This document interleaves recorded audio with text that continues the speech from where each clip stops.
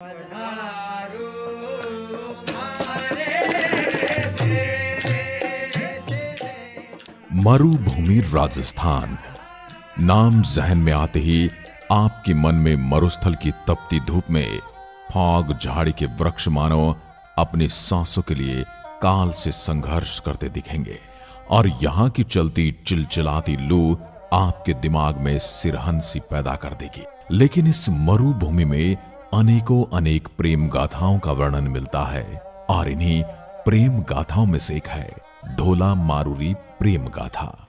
इस प्रेम गाथा की शुरुआत बीकानेर के पुंगलगढ़ ठिकाने से होती है। बात उन दिनों की है जब पुंगलगढ़ पर राजा पिंगल का राज हुआ करता था और एक साल घोर अकाल पड़ा जिसने पूरे नगर में भुखमरी जैसी समस्याएं उत्पन्न कर दी। अकाल इतना कुख्यात कि आमजन की 2 वक्त की रोटी और पशुओं को 2 वक्त का चारा तक नसीब नहीं हो रहा था। तभी राजा ने नरवर मध्य प्रदेश जाने का निर्णय लिया, क्योंकि नरवर मध्य प्रदेश में चंबल व उसकी सहायक नदियों के कारण पूरा क्षेत्र वर्ष भर हरा भरा रहता था और इसी नरवर पर सोड़ा सिंह का राज हुआ करता था। कुछ ही दिनों के बाद पुंगल के राजा की भेंट यहाँ के राजा सोढ़ा सिंह से होती है। लेकिन समय बीतता गया और इस भेंट को रिश्ते में बदलने का निर्णय लिया गया, यानी कि नरवर नरेश सोढ़ा के पुत्र ढोला और पुंगल नरेश पिंगल की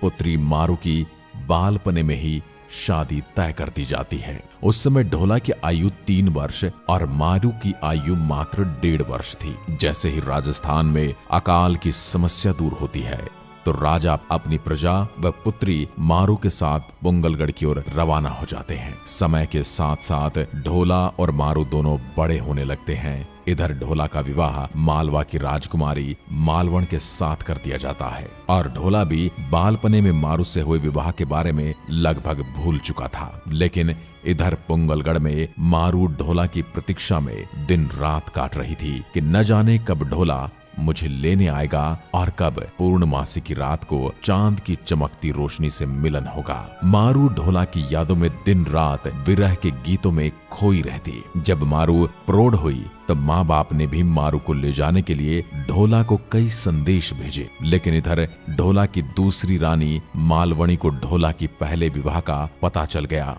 उसे ये भी पता चल जाता है कि मारू जैसी बेहद सुंदर राजकुमारी कोई और नहीं है। मालवणी के मन में विचार उठने लगते हैं, यदि ढोला को अपनी पहले विवाह के बारे में पता चल गया तो मारू को लेने पुंगल चले जाएंगे और उन्हें छोड़ देंगे। इसी ईर्ष्या के चलते ढोला की दूसरी रानी मालवणी राजा पिंगल द्वारा भेजे गए कोई भी संदेश को ढोला तक पहुंचने ही नहीं देती।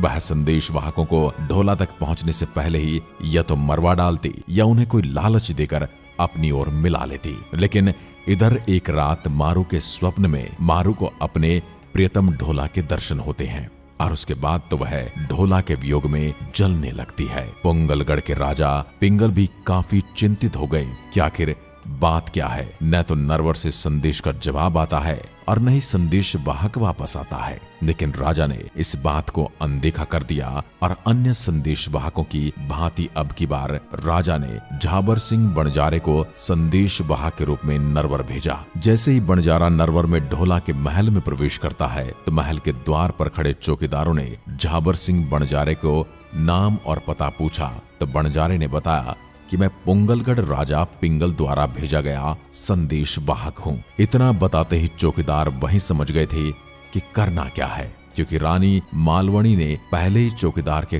कान भर रखे थे कि बीकानेर के पुंगलगढ़ ठिकाने से कोई भी आदमी ढोला के लिए संदेश लेकर आता है तो उसे महल के अंदर काल कोठड़ी में बने कुएं में गिराने का आदेश था। लेकिन चौकीदारों ने मायूस चेहरे वाले बणजारे को देख रानी मालवणी को बताना उचित समझा।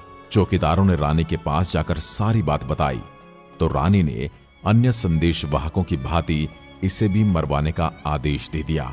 लेकिन बंजारे ने रानी और चौकीदार के बीच हो रही सारी बातें सुन ली। संदेश पत्र को महल में फेंक कर तुरंत पुंगलगढ़ की ओर रवाना हो जाता है। पुंगलगढ़ पहुंचते ही झाबर सिंह बणजारे ने राजा पिंगल को सारा वृतांत कह सुनाया और कहा कि हुक्म संदेश वाहक वापस कैसे लौटते। वहां तो संदेश वाहकों की बलि चढ़ाई जा रही है, यानी कि मालवणी हर संदेश वाहक को ढोला तक पहुंचने से पहले ही खत्म कर डालती है। लेकिन प्रेम वियोग में उदास मारू की हालत देख मारू की मां भी चिंतित हो गई और राजा पिंगल से ढोला को फिर से संदेश भेजने का आग्रह किया। इस बार राजा पिंगल ने सोचा संदेश वाहक को तो मालवणी मरवा डालती है, अब की बार कुछ शातिर संदेश वाहक को ही भेजना होगा जो ढोला तक सारी बात पहुंचा दे और मालवणी को कानों कान खबर न होने दे। सभी सलाहकार मंत्रियों ने राजा को सलाह दी कि इस बार क्यों न किसी चतुर ढोली को नरवर भेजा जाए जो गाने के बहाने ढोला तक पहुंच जाए और गीत के माध्यम से ढोला को उसकी मारू के साथ हुई विवाह की याद भी दिला दे।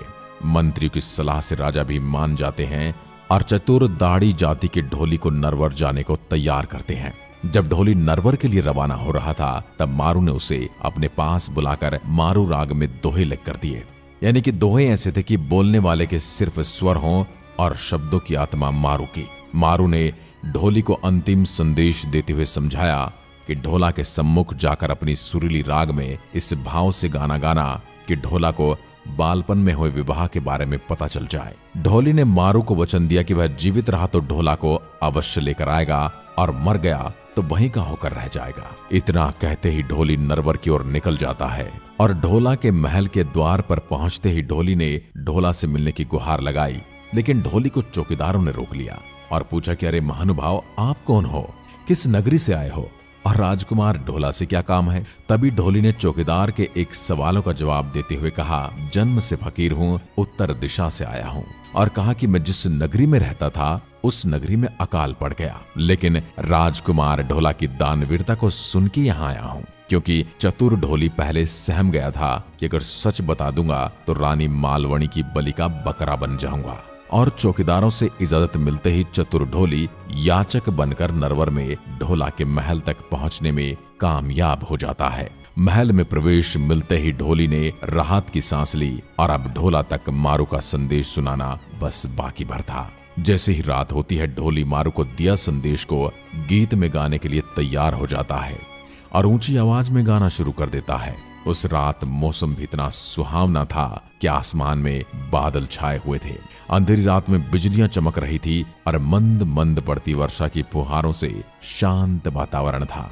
ऐसे सुहाने मौसम में ढोली की मल्हार राग का मधुर संगीत ढोला के कानों में गूंजने लगा और ढोला फन उठाए नाक की भांति मल्हार राग पर झूमने लगा। गीत में पुंगल व मारू का नाम सुनते ही ढोला चौंक जाता है और उसे बालपन में हुई विवाह की यादें ताजा हो जाती हैं। ढोली भी अपने मल्हार राग से मारू के रूप का वर्णन ऐसे करता है जिसे मानो मारू के जीवन की पुस्तक खोलकर सामने रखती हो। उसे सुनकर ढोला तड़प उठा। ढोली पूरी रात गाता रहा, लेकिन सुबह होते ही ढोला ने उसे बुलाकर पूछा तो उसने पुंगल से लाया मारू का पूरा संदेश सुनाते हुए बताया कि कैसे मारू उसके वियोग में जल रही है, उसकी प्रतीक्षा कर रही है। उसने बताया कि मारू की आंखें लाल हो गई हैं और रो रो कर नयन गंवा दिए हैं कि साजन परदेश में क्या पराया हो गया। ढोली ने अंतिम बार कहा कि नरवर राजकुमार, आप पुंगल जाकर मारू को ले आइए, नहीं तो मारू आपके वियोग में सूख सूख कर मर जाएगी। ये बात सुनते ही ढोला ने मारू को लाने हेतु पुंगल जाने का निश्चय कर लिया, लेकिन ढोला की दूसरी रानी मालवणी ने उसे रोकने के लिए खूब प्रयत्न किए और कहा कि ढोला, पुंगल जाके क्या करोगे, वो तो नीरस प्रदेश है जहां न कोई हरा भरा वृक्ष, सिर्फ सूखे हुए फोग झाड़ी हैं। आप मत जाइए, वहां आपकी दुर्दशा हो जाएगी। लेकिन अपने प्रिय मारू को लेने के लिए ढोला एक बहुत तेज चलने वाले ऊंट पर सवार होकर पुंगल की ओर चल देता है। राजमहल में पहुंचते ही मारू अपने प्रियतम ढोला को देखती है तो आंखों में आंसू निकलने लगते हैं और सीधा ढोला के गले लग जाती है। कई दिनों तक ढोला और मारू ने पुंगल में ही दिन बताए और एक दिन ढोला ने मारू को अपने साथ ऊंट पर बिठा नरवर जाने के लिए राजा पिंगल से विदा ली। 8वीं सदी की इस घटना का नायक ढोला राजस्थान में आज भी एक प्रेमी नायक के रूप में स्मरण किया जाता है और प्रत्येक पति पत्नी की सुंदर जोड़ी को ढोला मारू की उपमा दी जाती है।